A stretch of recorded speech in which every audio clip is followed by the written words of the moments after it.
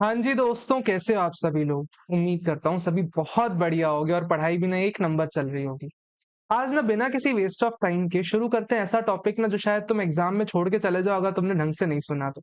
कोशिश रहेगी कि इस चैप्टर के जितने भी रेलेवेंट क्वेश्चन आंसर्स है ना, सारे के सारे कवर कर लें। क्वेश्चन आंसर से रिलेटेड जितने भी कंसेप्ट है उनको भी कवर कर लें। उसके अलावा जितने भी अदर रेलेवेंट कंसेप्ट है उनको भी इस पे कवर कर लें। चलिए शुरू करते हैं बिना किसी वेस्ट ऑफ टाइम के। चैप्टर का नाम है एप्लीकेशन ऑफ टैक्स ट्रीटीज। ठीक है, सबसे पहला क्वेश्चन कहता है what do you mean by double taxation and discuss the connecting factors which lead to double taxation. Double taxation क्या होता है? एक ही इनकम पे दो बार टैक्स लगाना।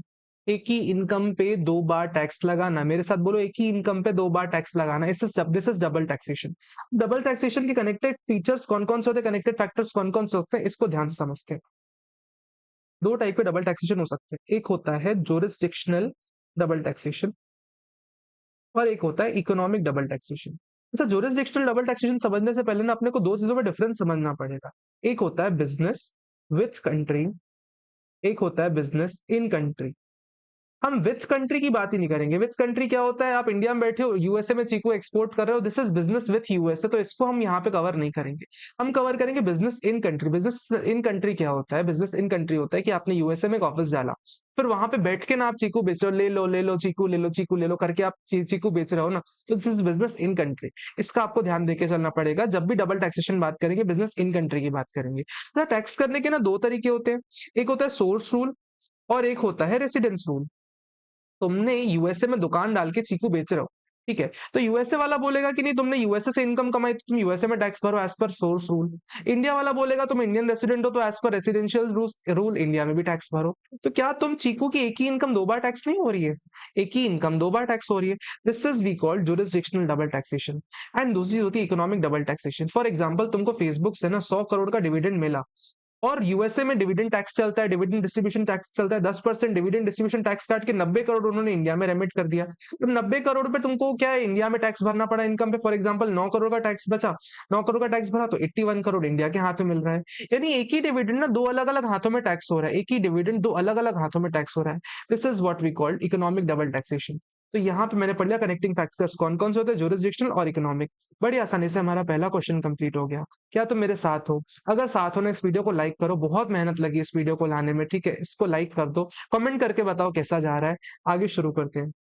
इन addition to allocating taxing rights, ठीक है, टैक्सिंग राइट्स को एलोकेट करना and elimination of double taxation, elimination of double taxation करने के अलावा और टैक्सिंग राइट एलोकेट्स करने के अलावा what are the various important considerations treaty के मतलब consideration while entering into a tax treaty. Treaty में घुसते टाइम टैक्सिंग राइट्स एलोकेशन के अलावा और एलिमिनेशन ऑफ डबल टैक्सेशन के अलावा क्या क्या चीजें की जाती हैं, ये देखना पड़ेगा अपने को। सबसे पहले जब भी आप ट्रीटी में घुसोगे आप ध्यान दोगे कि डिस्क्रिमिनेशन नहीं है। Discrimination between resident and non resident. भाई रेसिडेंट की जितनी इनकम टैक्स हो रही है उतनी नॉन रेसिडेंट की भी होनी चाहिए, रेसिडेंट की जितनी जिस रेट से हो रही है उतनी नॉन रेसिडेंट की होनी चाहिए। अच्छा, किसी को कोई डिस्प्यूट है तो डिस्प्यूट रेजोल्यूशन भी देना पड़ेगा आपको, डिस्प्यूट रेजोल्यूशन भी देना पड़ेगा। अच्छा, असिस्टेंस इन टैक्सेशन राइट्स में भी करना पड़ेगा, असिस्टेंस इन टैक्सेशन राइट्स। भाई अगर तुमने यहाँ पे डिविडेंड ले लिया टैक्स, तो वहां पे सामने वाला डिविडेंड वापस टैक्स नहीं ले। असिस्टेंस इन टैक्सेशन राइट्स, ठीक है, असिस्टेंस इन टैक्सेशन, स्पेलिंग पे मत जाना, ठीक है, स्पेलिंग मत जाना, स्पेलिंग गलती हो जाती है। Assistant and taxation rights. उसके अलावा हम इक्विटी एंड फेयरनेस पे फोकस करेंगे। इक्विटी यानी हर क्लास के लोगों के ऊपर सेम रेट से टैक्सेबल हो, इक्विटी एंड फेयरनेस। वैसे होता नहीं, लेकिन बोला है कि करना चाहिए तो नहीं करते लेकिन यहाँ पे।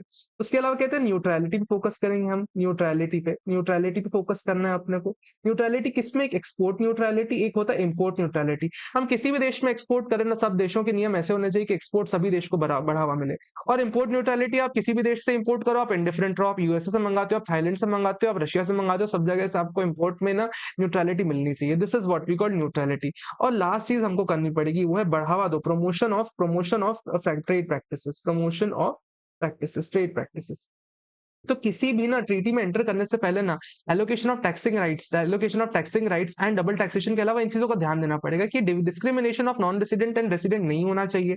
डिस्प्यूट रेजोल्यूशन के लिए अच्छा रहे, तुम्हारे पास रेजोल्यूशन होना चाहिए, कैसे हो।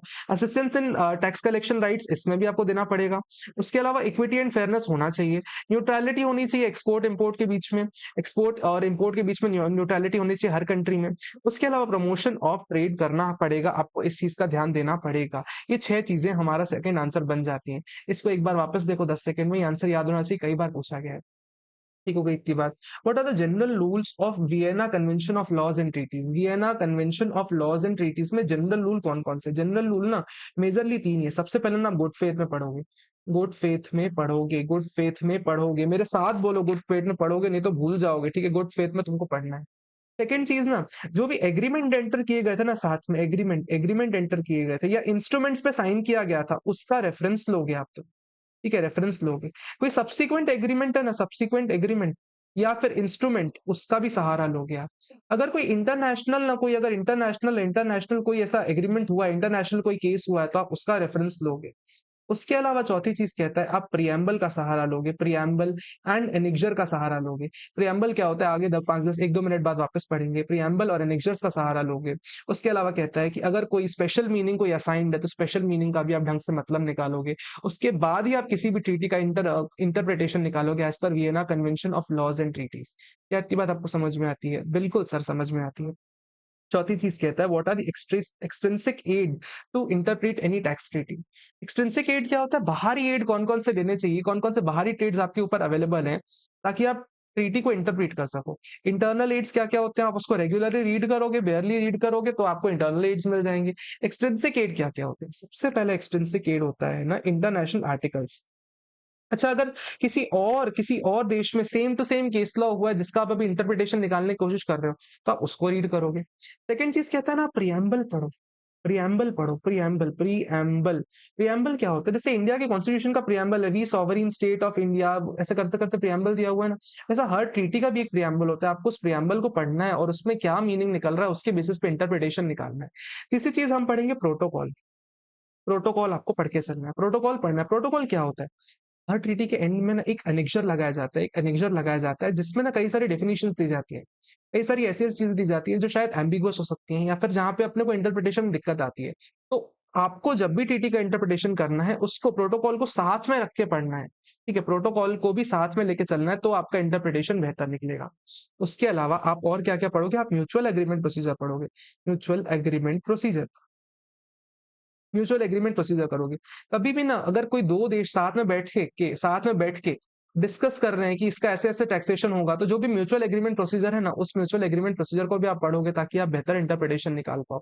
कोई भी अगर एग्रीमेंट हुआ है आपस में दो कंट्रीज के बीच में अदर देन ट्रीटी, या फिर कोई इंस्ट्रूमेंट साइन हुआ है ना, तो आप उस इंस्ट्रूमेंट का भी सहारा लोगे। या आप कंडक्ट ऑफ पार्टीज देखोगे कि अदरवाइज इस कंडक्ट में क्या परफॉर्मेंस रहा है, या फिर कोई अगर सब्सिक्वेंटली कोई एग्रीमेंट या फिर कोई इंस्ट्रूमेंट साइन हुआ है, वो उस केस में जो भी आप इंटरप्रिटेशन उसके थ्रू निकालोगे वही आप इस इंटरप्रिटेशन ऑफ ट्रीटीज में यूज करने वाले हो। तो ये 6 एक्सट्रिंसिक एड्स आपको यूज करने हैं जब भी आप ट्रीटी का इंटरप्रिटेशन करो। क्या इतनी बात आपको समझ में आती है सर? इसको वापस 10 सेकंड सुन लेना, तुम्हारा काम पूरा पूरा हो जाएगा।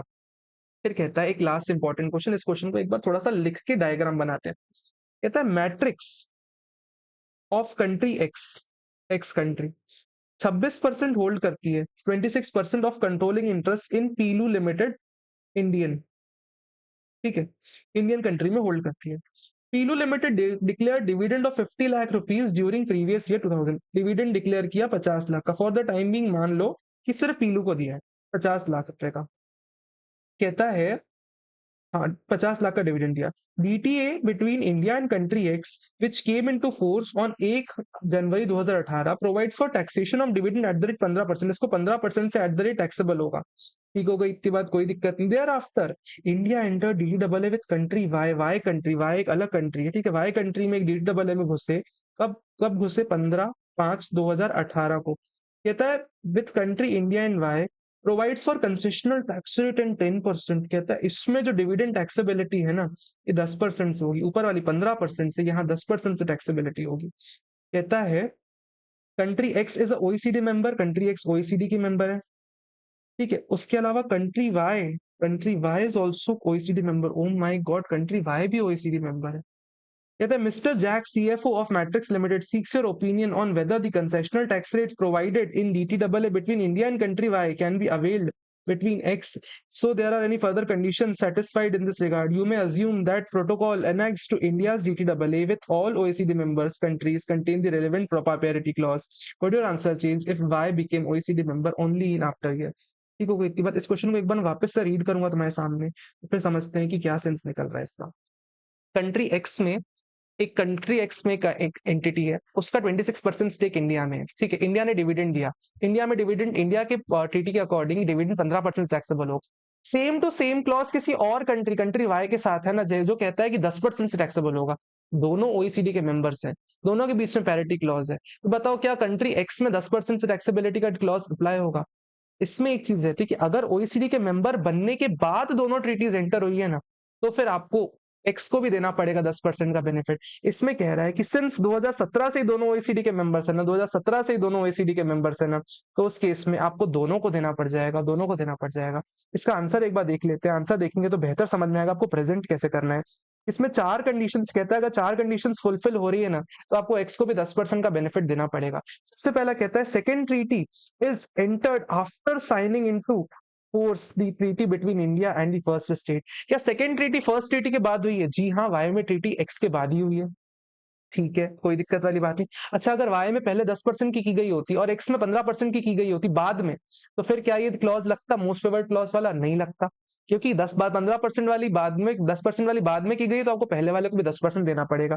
पहला वाला कंडीशन सेटिस्फाई होती है। सेकंड कंडीशन क्या कहता है? Treaty second treaty is entered between India and state which is a member of OECD at the time of signing of the treaty. Treaty sign करते टाइम ना ओईसीडी के दोनों member है, यस, ये condition भी फुलफिल होती है। India limits its taxing right in the second treaty in relation to the rate or scope of the taxing in respect of relevant income of the item, relevant item of the income। क्या second वाले में उसने अपने rights restrict कर रखे 10% तक? जी हाँ, taxing rights 10% तक ही रेस्ट्रिक्ट कर रखे हैं, यानी तुमने सेकंड वाले को बेनिफिट दिया। ये तीनों कंडीशन फुलफिल करने के बाद कहते हैं कि तुमको एक्स, यानी जो तुम्हारी एक्स कंट्री है जिसमें 15% टैक्स रेट लगना चाहिए था डिविडेंड पे, उससे भी 10% लगाना पड़ेगा। अच्छा, उसमें नीचे क्वेश्चन में पूछा गया कि अगर 2020 में वाई बनती ओईसीडी के मेंबर, वाई अगर मेंबर बनती, पहले ट्रीटी एंटर की जाती, तो तुम्हारी सेकंड कंडीशन का वायलेशन हो जाता, सेकंड कंडीशन का वायलेशन हो जाता तो नहीं, तुमको कोई भी एडवांटेज नहीं मिलता। तो सेकंड केस में आपको कोई भी एडवांटेज एक्स को नहीं मिलने वाला, 15% से ही टैक्सेबिलिटी आ जाएगी। ये सर आपके सारे क्वेश्चन आंसर खत्म हो गए, जितने भी रेलेवेंट थे ये भी कवर हो गए क्वेश्चन आंसर के साथ साथ कॉन्सेप्ट्स। अब ना कुछ एक्स्ट्रा कॉन्सेप्ट है जो क्वेश्चन आंसर में कवर नहीं, लेकिन हो सकता है तुमसे एग्जाम में पूछ ले, इसलिए ध्यान से सुनते चलो इसको। सबसे पहले कहता है types of DT double A. Types of DT double A कौन कौन सा होता है? एक लिमिटेड डीटी डबल ए होता है। लिमिटेड डीटी डबल ए यानी कुछ कुछ सिर्फ इंपॉर्टेंट चीजें इसमें होती हैं, ठीक है, सब कुछ कवर नहीं करेंगे। जैसे इंडिया पाकिस्तान का डीटी डबल ए, सिर्फ हवा में जो भी ट्रांसपोर्टेशन होगा उसके बारे में हम कवर करेंगे। कॉम्प्रिहेंसिव एक होता है डी डबल, इसमें हर एक चीज, कितना इंटरेस्ट टैक्सेबल होगा, कितनी रॉयल्टी टैक्सेबल होगी, किस रेट से टैक्सेबल होगी, सब कुछ इसमें कवर कर देंगे ना, इंडिया रशिया का जैसे। इस डीटी डबल में सब कुछ कॉम्प्रिहेंसिवली कवर्ड है। दो टाइप के डीटी डबल होते हैं, ठीक हो गई इतनी बात। फिर कहता है features of treaty. Features of treaty क्या क्या होते हैं? जब भी आप ट्रीटी एंटर करोगे उनमें क्या क्या फीचर्स होंगे? ऊपर हमने बोला कि other than allocating tax rights, याद करो क्वेश्चन नंबर 1 हमने पढ़ा था यहाँ पे, यहाँ पे हमने क्वेश्चन नंबर 2 पढ़ा था, क्वेश्चन नंबर 2 पढ़ा था, in addition to allocating taxing rights and elimination of double taxation. In addition to this, यानी ये दो तो फीचर्स होंगे ही होंगे ट्रीटी के। ध्यान से ध्यान रखना इस चीज को, ऐसे ही तुमको एग्जाम में मिल सकता है, कोई एक क्वेश्चन का आंसर दूसरे क्वेश्चन में मिल जाए। एलोकेशन ऑफ टैक्सिंग राइट्स, ठीक है, टैक्स रेसिडेंसी, एक रेसिडेंसी कैसे डिसाइड होगी वो भी एक ट्रीटी का फीचर होता है। इन्फॉर्मेशन का एक्सचेंज होगा, अगर मेरे को मिलता है विजय माल्या ने, यहाँ विजय माल्या की प्रॉपर्टी लंदन में, तो लंदन वाले को बताना पड़ेगा कि उसकी कौन कौन सी प्रॉपर्टी लंदन में। लिमिटेशन ऑफ बेनिफिट, कि भाई अगर तुमने वहां पे 10% टैक्स भरा तो यहाँ पे तुमको ज्यादा कम रेट से टैक्स नहीं भरना पड़ेगा, तुमको ज्यादा रेट से भरना पड़ेगा। लिमिटेशन ऑफ बेनिफिट का भी क्लॉज देना पड़ेगा। टैक्स क्रेडिट मैकेनिज्म, कैसे क्रेडिट देंगे कि एग्जेम्पशन देंगे हम सामने वाले देश में, तो वो भी मैकेनिज्म ट्रीटी के फीचर में इंक्लूड करना पड़ेगा। और एक रहता है non aggravation clause, non aggravation law, यानी ट्रीटी कारण आप कोई नया टैक्स नहीं लगा सकते, ये भी ट्रीटी का एक फीचर रहता है, ये भी आपको इनकॉर्पोरेट करना पड़ेगा। Basic principles of incorporation, interpretation of treaties. Basic principle में गोल्डन रूल आता है। गोल्डन रूल कहता है कि ऑब्जेक्टिव इंटरप्रिटेशन करना है, जो भी लिटरल मीनिंग निकालना है ना, आप उसको सेंस, उसका सेंस बनाओगे, लिटरल सेंस बनाओगे आप उसका, और उसको इंटरप्रेट करोगे। एक होता है सब्जेक्टिव इंटरप्रिटेशन, कहते हैं common intention of the parties at the time of the conclusion of the treaties. जब ट्रीटी कंक्लूड हुई थी ना, उस टाइम पे कॉमन इंटेंशन आपस में क्या था ना, उसको बेस बनाओगे अपने मीनिंग करने का, उसको इंटरप्रिटेशन का बेस बनाओगे।